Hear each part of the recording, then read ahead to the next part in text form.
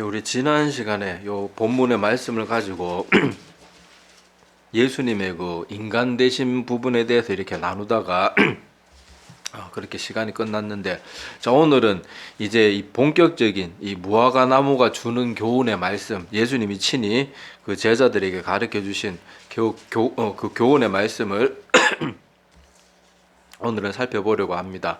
자, 근데 이 본문의 말씀이 자칫 이렇게 읽고 아무 생각 없이 넘어가면 오해하기 쉬운 게 뭐가 있는가 하면, 예수님이 배가 고프셨는데 그 배가 고프실 때 무화과 나무에 아무 열매가 없으니까 예수님이 이 무화과 나무가 못마땅해서 이렇게 저주를 했더니 말라 비틀어졌더라 이런 식으로 이 본문이 주는 말씀을 오해할 수가 있어요. 그런데 오늘 말씀에는 그 읽은 19절에서 24절에 보면 예수님이 분명히 그 제자들에게 이 무화과 나무의 사건을 통해서 가르쳐 주시고자 하는 바를 분명히 밝히셨기 때문에 우리는 거기에 집중해서 봐야지, 우리의 생각대로 막 이 말씀을 해석해서는 안 됩니다. 아이고, 예수님도 성질 있구나 뭐 이런 식으로 이 본문의 말씀을 이해한다든지, 뭐 또 다른 방식으로, 그건 좀 뒤에 알아보겠지만은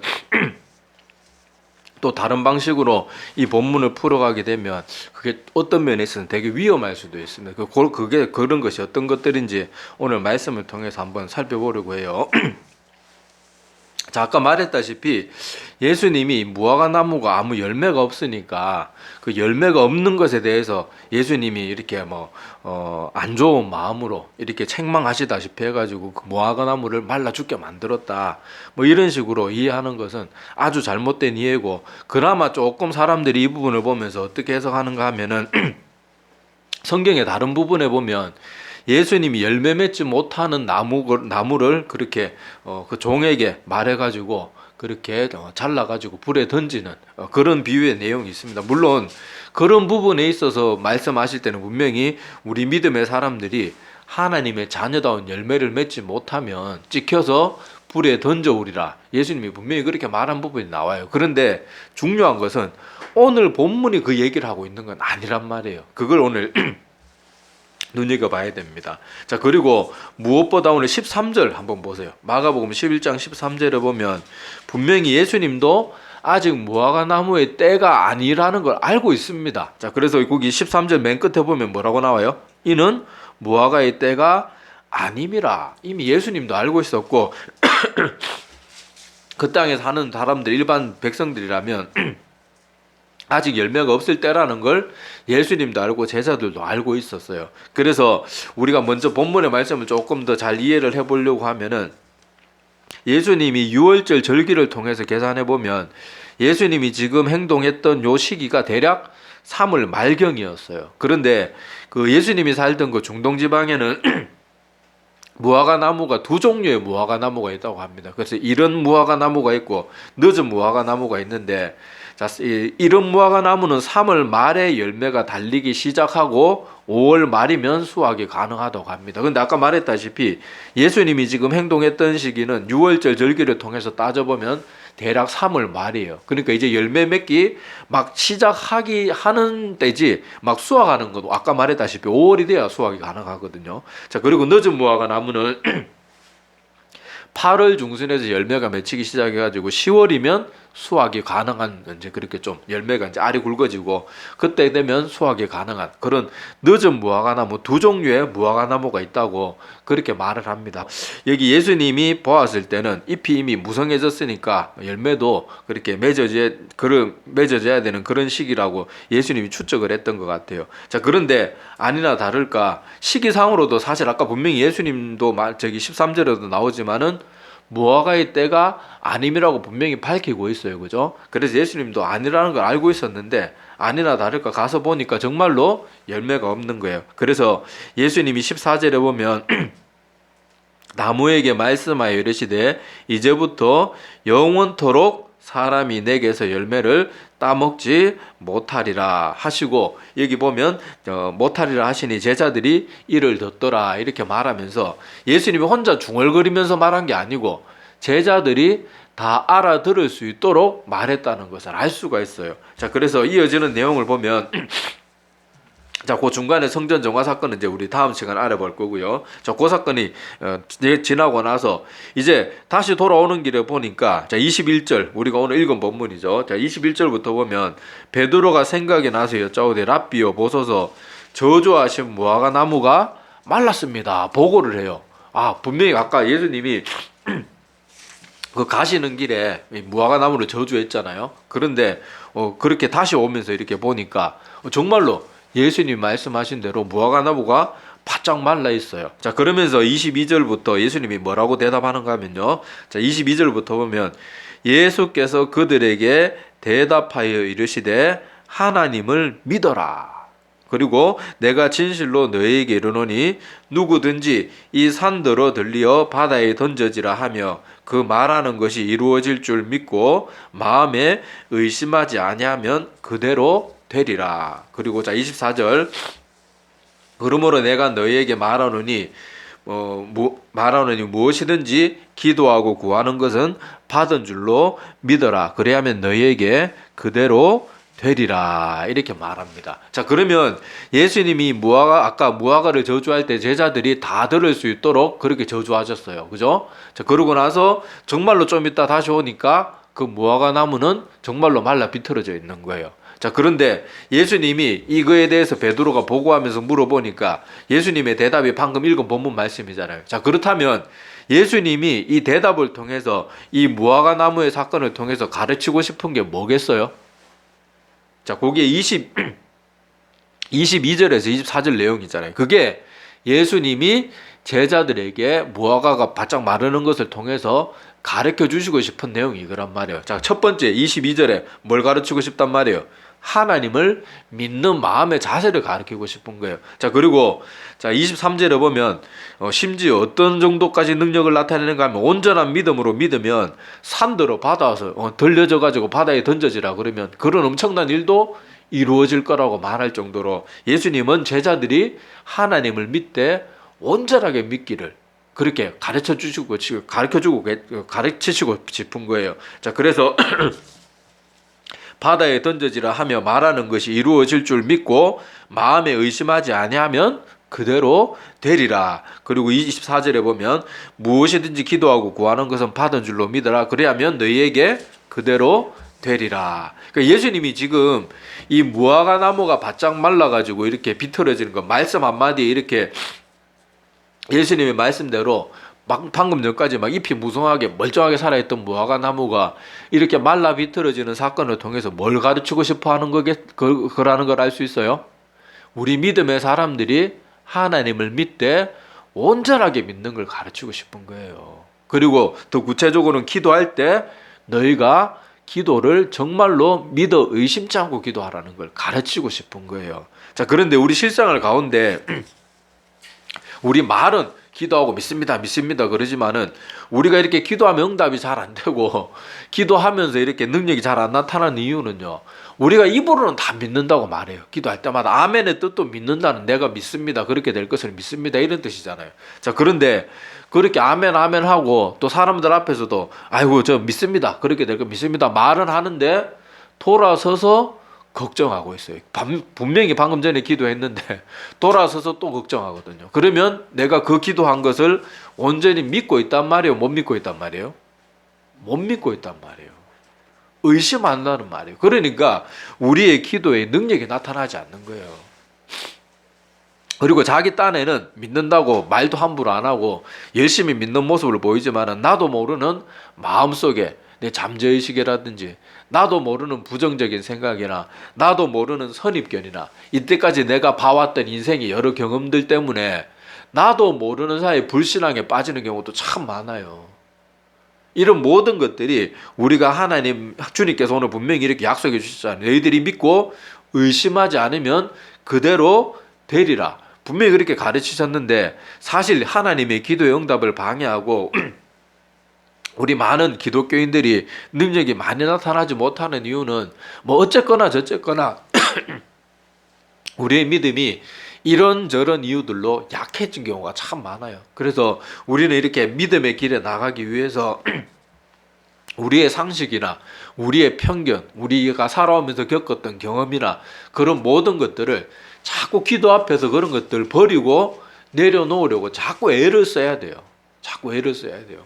이것이 내가 아까도 말했다시피 대놓고 우리가 기도하고 또 돌아서서 걱정하는 그런 어설픈 모습도 있지만은 믿는다고 하면서도 실제 마음속은 늘 의심하는 그런 모습들도 분명히 많거든요. 그래서 예수님은 제자들에게 바로 이것을 가르치고 싶었던 거예요. 너희들이 기도할 때 의심하지 말고 정말로 믿기 위해서 애를 써야 된다. 그리고 온전한 믿음이 하나님의 능력을 나타나게 한다. 그걸 가르치고 싶은 거예요. 자, 여러분 우리가 잘 알다시피 베드로가 예수님이 물 위로 걸어오실 때 베드로도 물 위로 걸었던 적이 있어요. 자, 그런데 그때 어떤 사건이 있었어요? 베드로가 저 멀리서 보니까 예수님이 그 갈릴리 호수 위로 걸어오고 있는 걸 봤잖아요. 그러니까 베드로가 뭐라고 합니까? 예수님 보고 예수님 저도 와서 저도 물 위로 걸어갈 수 있도록 저를 불러주세요 하니까 베드로가 정말로 물 위에 배에 내려가지고 물 위로 주님께로 막 걸어갔어요. 자, 걸어갔는데 문제는 뭔가 하면은 분명히 처음에 예수님 말씀만 믿고 갈 때는 물 위를 자기도 걸었거든요. 자, 그런데 성경에 보면 마태복음 14장 28절 이하에 보면 그 사건이 나오는데 자, 여기 보면 어떤 문제가 생겼는가 하면 자, 29절에 보면 예수님이 자 오라 하십니다. 자, 그러니까 오라 하시니 베드로가 배에서 내려 물 위로 걸어서 예수께로 가되. 여기까지는 좋았어요. 여기까지는 분명히 베드로가 예수님이 명하면 자기도 물 위를 걸을 수 있다고 확고하게 믿었어요. 자, 그런데 30절 딱 보면요, 바람을 보고 무서워 빠져가는지라 이렇게 기록이 되어 있어요. 자, 방금 전까지 예수님의 말만 믿고는 자기도 물 위를 성큼성큼 걸어갔단 말이에요. 자, 그런데 뭐 때문에 다시 물에 빠져나간다고 나와요? 막 주변에 풍랑이 일고 막 바람이 부는 걸 보니까 갑자기 무서워진 거예요. 아유, 내가 지금 뭐 하고 있나? 사람이 물 위를 걸을 수 없는데 갑자기 그런 생각이 딱 들자마자 막 물에 빠지기 시작하는 거예요. 자, 그러니까 30절에 보면 자, 바람을 보고 무서워 빠져가는지라 소리 질러 이르되 주여 나를 구원하소서. 그러니까 막 물에 빠지면서 호적호적거렸겠죠. 너무 놀래가지고. 베드로는 수영을 잘하는 사람인데도 수영 잘한다고 물에 안 빠져 죽는 건 아니잖아요. 자, 사람이 놀라면 이렇게 되는 거예요. 수영을 잘하는 사람이었지만은 놀래가지고 막 호적거리면서 예수님한테 막 구해달라고 소리를 지릅니다. 자, 그러니까 31절에 보면 예수께서 즉시 손을 내밀어 그를 붙잡으시며 이르시되 이렇게 말합니다. 믿음이 작은 자여 왜 의심하였느냐. 처음엔 잘했단 말이에요. 이 마태복음 14장 28절에 보면 베드로가 대답하여 이르되 주여 만일 주님이시거든 나를 명하사 물 위로 오라 하소서. 지가 요청하고 자기도 그렇게 믿고 잠시 동안은 물 위를 분명히 걸었어요. 자, 그런데 아까 말했다시피 예수님이 지적한 대로 바람을 보면서 뭐에 빠진 거예요? 방금 전까지 믿던 그 마음이 의심하는 마음으로 바뀌어버린 거예요. 그러니까 방금 전까지 하나님의 능력으로 그렇게 물 위를 성큼성큼 걷다가 이제 막 갑자기 수영도 잘하던 사람이 막 지금 놀래 자빠질 정도로 갑자기 놀라가지고 물속에 막 빠져들어가는 거예요. 자, 그때 예수님이 한 말이 믿음이 작은 자여 왜 의심하였느냐. 이게 우리가 기도하는 우리에게 동일하게 주어지는 말씀입니다. 우리도 기도하거나 하나님 앞에 이런저런 간구를 하는데 자꾸 의심하는 경우가 많아요. 기도하고 걱정하고 기도하고 근심하고 돌아서서는 또 현실적인 문제들 때문에 또 막 마음 아파하고. 근데 여러분 우리가 잘 알다시피 한나의 경우는 여러분 구약 성경에 보면 사무엘의 어머니였던 한나가 있잖아요. 그 한나가 버니나라는 또 다른 자기 첩이죠, 첩. 첩 때문에 자기는 임신을 못하고 버니나는 임신을 잘하니까 옛날에는 요새는 뭐 임신을 잘하든 못하든 뭐 그게 크게 손가락질 받은 일은 아니지만은 옛날에는 여자가 임신을 못하면 그게 굉장히 사회적으로나 이런 여러 가지 문제적으로 볼 때 되게 어떻게 보면은 마음 아프고 멸시당하고 좀 그러는 경향이 있어요. 우리나라도 지금 현대화 사회에서나 그렇지 우리나라도 옛날에 보면 어땠습니까? 저 어렸을 때만 해도 이렇게 장손집이나 이런 데 시집 가는 여인들은 아들 낳지 못하고 딸만 줄줄이 낳아도 분명히 자식은 많이 낳아도 아들 하나 못 낳는다고 얼마나 구박을 받았는지 몰라요. 그래가지고 제 친구 중에도 뭐 누나가 7명이가 있는 친구가 있었어요. 결국에는 하여튼 아들이 나오긴 나왔는데 걔는 말투나 행동이 완전 여자예요, 여자. 자, 하여튼 그런 이유가, 자, 제가 살던 어린 때만 해도 그런 일들이 비일비재했는데 옛날에는 어땠겠어요? 우리나라 조선시대는 보면은 며느리가 뭐 아기 잘 못 놓고 특히 남자 못 놓고 이러면은 온갖 매시천대 다 받고 쫓겨나고 그랬잖아요. 자, 그런데 그 한나가 그렇게 마음 아픈 그 속이 그렇게 썩어 문드러지는 그런 마음이 돼가지고 하나님 앞에 기도하고 나서는 성경의 기록에 보면 하나님 앞에 그렇게 간절히 기도하고 나서는 다시는 얼굴에 걱정 근심하는 얼굴에 수색이 없었더라. 옛날 성경에 그렇게 돼 있는데, 자, 그렇게 다시는 걱정하는 표정이나 그런 행동이나 말들을 하지 않았대요. 그러니까 한나는 자기가 기도한 거에 대해서 어떻게 생각을 가지고 있는 거예요? 분명히 하나님이 내 기도를 들어주실 줄 알고 확고하게 믿은 거예요. 그러니까 실제로 한나가 나중에는 사무엘도 낳게 되고 사무엘 낳고 나서 또 그 외에 또 자녀들도 5명이가 더 낳게 되잖아요. 자, 그런 것들을 보면 이 하나님 앞에 기도하는 사람, 그리고 하나님 앞에 나아가는 우리에게 정말로 믿음이 중요한 거예요. 히브리서에도 보면은 믿음이 없이는 하나님을 기쁘시게 하지 못한다고 분명히 성경에도 기록이 되어 있습니다. 그리고 우리가 하나님 앞에 나아갈 때 우리 구원도 믿음으로 이루어지지만 하나님 앞에 기도하고 간구하고 하나님 앞에 나가는 그 모든 일들에도 우리는 항상 의심 없는 믿음, 확고한 믿음이 정말로 중요한 거예요. 자, 그런데 그렇다고 우리가 정말로 믿기만 하면 즉각 다 응답이 되는가? 그건 조금 생각해 볼 문제는 있어요. 자, 그게 뭔가 하면은 우리가 성경에 보면 회개 없는 기도는 하나님이 듣지 않는다고요. 너희 손에 피가 가득하면서 기도한들 내가 들어주겠느냐, 그런 식으로 기도한 것도 있고, 또 어떤 기도는 아직 내 때가 아니라서 안 이루어지는 기도도 있어요. 자, 그런 거는 우리가 다음에 우리가 여러 기도를 드리지만은 응답이 제때 되지 않거나 응답받지 못하는 기도는 어떤 기도들이 있는지 그거는 나중에 한번 또 시간을 내고 자세히 알아보고, 옛날에도 제가 한번 언급한 적이 있는데, 자, 지금은 뭐 어떤 기도가 응답되고 안 되냐, 자, 그런 거에 대한 시간 아니니까 하여튼 기도하고 의심 없이 기도했는데도 이루어지지 않는 경우는 그런 경우가 있긴 있어요. 내가 회개를 깊이 하지 않고 올바르게 하지 않았던가, 아니면 아직 내 때가 아니던가, 아니면은 내가 하나님 앞에 기도하는데 정말 의심하지 않고 기도하는데 로또 한 방 되게 해주세요, 막 이런 식으로 욕심에 빠져가지고 하는 그런 기도는 하나님이 안 들어주세요. 왜냐하면 그건 나에게 유익이 되는 기도가 아니고 나에게 해가 되는 기도이기 때문에 그렇습니다. 자, 그런 거는 다음에 하여튼 좀 더 알아보기로 하고요. 자, 예수님이 오늘 무화과나무 사건을 통해서 제자들에게 가르치고 싶은 것이 뭐라고요? 하나님 앞에 나오고 기도하고 구하는 사람들은 의심 없이 확고하게 믿는 믿음을 가르쳐 주시고자 하는 거예요. 자, 봐라, 내가 방금 전에 아까 너희들이 분명히 알아듣도록 내가 무화과나무를 저주하지 않았느냐, 너희들도 들었지? 자, 지금 어떻게 돼 있어? 정말로 내 말대로 무화과나무가 이렇게 되지 않았냐. 그러니까 너희도 무슨 말을 하든지 기도를 할 때 이렇게 믿어 의심치 말고 그렇게 구하고 기도하라. 그걸 예수님이 가르치고 싶었다는 거예요. 그래서 아까도 말했다시피 이 본문의 그냥 내용을 두리뭉실하게 이해해가지고, 아이고 예수님도 배고프면은 신경이 날카로워져가지고 아무 죄도 없는 무화과나무를 막 저주하고 그러는 분이 왜 이런 식으로 이 본문을 절대로 이해해서는 안 돼요. 분명히 성경에는 예수님이 이 사건을, 이런 일들을 왜 벌이셨는지 분명히 기록이 되어 있기 때문에 성경에 기록된 대로 우리가 교훈을 받아야 돼요.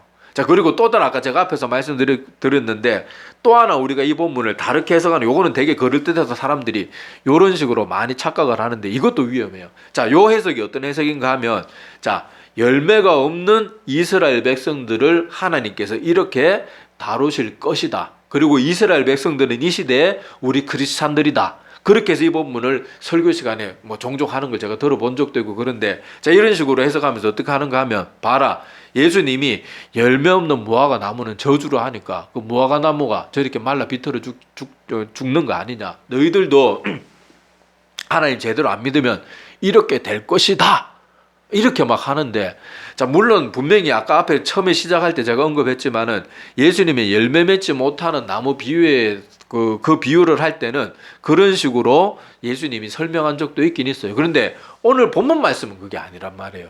자, 왜냐하면 이 말씀을 그대로 해석하면 뭐가 위험한가 하면, 자, 여기 예수님이 저주할 때 14절 한번 보세요. 오늘 본문 말씀 14절에 보면 무화과를 저주할 때 예수님이 뭐라고 저주하는가 하면요.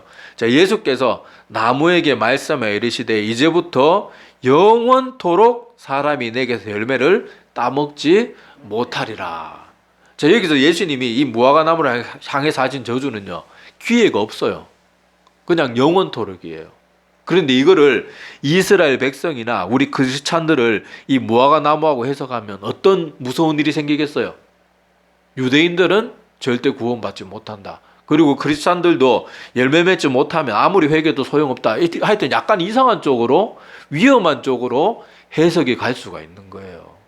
그런데 여러분 알다시피 이스라엘 백성이 지금 예수님을 제대로 믿지 못하고 이스라엘 사람들 중에도 예수님 믿는 사람들은 아직은 여전히 소수입니다. 그런데 성경의 기록에 보면, 예언에 보면 어떻게 돼 있어요? 나중에 예수님이 재림주로 오시기 전에 이스라엘에 크나큰 회복이 있을 거예요.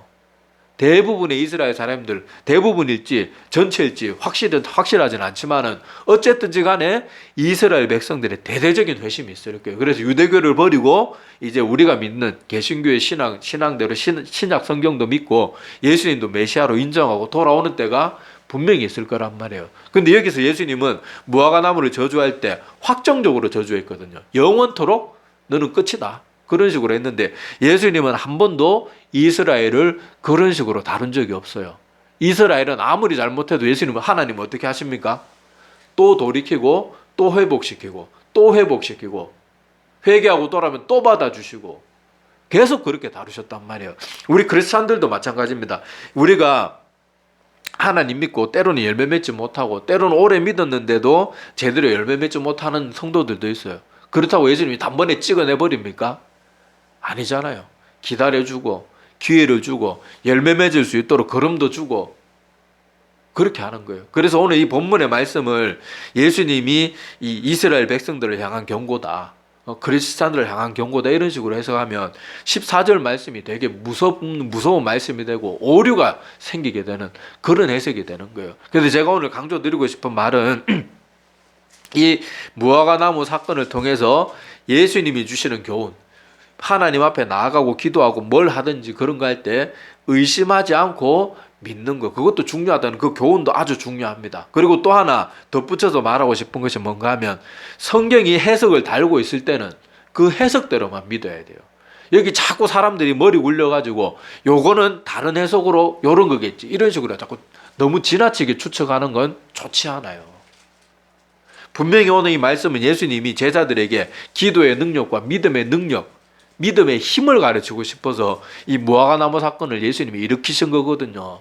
그런데 아까도 말했다시피 아예 본문의 말씀을 자기 멋대로 해서 해가지고 아이고 예수님도 성질 있는 분이다, 배고플 때는 예수님 건들면 안 된다, 뭐 심지어 그렇게까지 웃기게 해석하는 사람은 없겠지만은 그런 식으로 두리뭉실하게 이해해서도 안 되고, 또 오늘 분명히 예수님이 이 무화과 나무 사건을 통해서 분명히 여기 오늘 이렇게 해석을 해 주셨음에도 불구하고 여기 성경에 없는 해석을 가지고 이 무화과 나무, 잎이 무성한 무화과 나무는 이스라엘 백성들을 상징하는 거다, 그리고 더 나아가서 이 시대 크리스찬들을 상징하는 거다, 이런 식으로 말하게 되면 그게 무서운 해석이 돼요. 영원토록 우리가 그런 사람들은 기회가 주어지지 않는 것처럼 잘못 해석할 수가 있기 때문에 성경은요, 섣불리 성경에서 말하지 않는 걸 가지고 해석하는 걸 굉장히 조심해야 됩니다. 자, 그래서 예수님이 성경에 보면 분명히 그 이스라엘 백성들도 너무너무 아끼셨고 계속해서 기회를 주셨고, 지금 이 시대 크리스찬들도 한두 번 잘못했다고 우리가 버림받습니까? 아니잖아요. 우리 때로 살아가면서 믿는다고 하면서도 우리도 얼마나 많은 실수를 합니까? 그런데 회개하면 또 받아주시고 또 받아주시고 하는 것이 우리 하나님이거든요. 그래서 우리가 이 사건을 통해서 이것을 깨달아야 됩니다. 그래서 예수님은 특별히 오늘 말씀을 통해서 우리 믿음의 사람들에게 꼭 가르치고 싶어 하시는 것은 믿음의 힘, 믿음의 능력, 그리고 특별히 구체적으로 말한다 그러면 의심 없는 믿음, 그것이 오늘 이 무화과 나무 사건을 통해서 예수님이 우리에게 가르쳐 주시고 싶은 거예요. 그래서 오늘 23절, 24절 한번 다시 봅시다. 자, 23절, 24절에 보면 자, 내가 진실로 너희에게 이르노니 누구든지 이 산들을 들리어 바다에 던져지라 하며 그 말하는 것이 이루어질 줄 믿고 마음에 의심하지 아니하면 그대로 되리라. 여기서도 의심하지 아니하면 이렇게 말씀하시죠. 자, 그리고 24절에 그러므로 내가 너에게 말하노니 무엇이든지 기도하고 구하는 것은 받은 줄로 믿으라. 그리하면 너희에게 그대로 되리라. 그리고 아까 베드로 사건 기억해 보세요. 베드로 사건도 베드로 분명히 처음에 잠시 동안 무리를 잘 걸었다가 막 물에 호우적거리면서 막 예수님 저 좀 살려주십시오 그랬대. 살려주면서 예수님 뭐라 그랬다 그랬어요? 왜 의심하였느냐? 그걸 베드로에게 다시 되묻잖아요. 우리가 이것을 꼭 기억해야 돼요. 그리고 우리가 하나님 믿을 때 자꾸 의심하는 마음, 기도하면서도 자꾸 걱정하는 마음, 자꾸 어떤 내 인간적인 생각이나 내 상식이나 선입견에 빠져가지고 자꾸만 하나님보다 내 상식이나 내 판단이나 내 경험이나 다른 사람들의 말이나 이런 것들에 자꾸 내 마음을 더 뺏기는 것을 정말로 자꾸 멀리해야 돼요. 제가 성경 말씀을 자주 매일매일 봐야 된다. 틈만 나면 말씀 보는데 정말 목숨 걸어야 된다 말하는 게 하나님의 말씀이 이렇게 의심 많은 우리의 마음을 잡아줄 수 있거든요. 내가 성경 말씀 하나도 안 읽고 예배 생활도 하나도 제대로 하지도 않고 기도도 안 하고 가만히 둬보세요. 우리 믿음 안 생깁니다. 믿음은 금세금세 잊어버려요. 날마다 말씀 읽어도 의심하고 날마다 말씀 읽어도 믿음이 약해지는데 말씀도 읽지도 않고 예배도 제대로 안 드리고 기도 생활도 안 하면서 나 믿음이 자랄 거라고 생각하는 건 내가 밥 안 먹고 건강할 수 있다고 착각하는 거하고 똑같은 거예요. 그래서 오늘 이 무화과나무 사건을 통해서는 이 의심 없는 믿음에 대해서 꼭 기억하셔야 되고요. 그리고 이 본문 말씀의 외적인 해석 부분에 있어서는 성경이 해석해 주는 대로 우리가 받는 것이 제일 안전하지, 이것을 뭐 이스라엘 사람들의 비유를 하고 크리스찬들에 대해서 비유하면요, 요 말씀이 주는 자체 모순에 빠지게 되는 거예요. 여기는 분명히 그냥 무화과나무에 대해서, 그리고 하나님의 말씀의 능력이 얼마나 대단하면 이 무화과나무는 이제 영원토록 열매 맺지 못하게 된다, 그러는 말씀인데, 이것을 억지로 이스라엘 사람들하고 연관지어서 설명하면 앞으로 이스라엘은 끝장났다, 이제 이스라엘은 다시는 구원받을 인간이 나오지 않을 거다, 그렇게밖에 해석할 수 없잖아요. 그러니까 성경에 없는 해석을 억지로 갖다 끼워 맞추는 것이 얼마나 두려운 것이라는 것도 좀 아울러 생각했으면 좋겠습니다. 예, 기도드리겠습니다.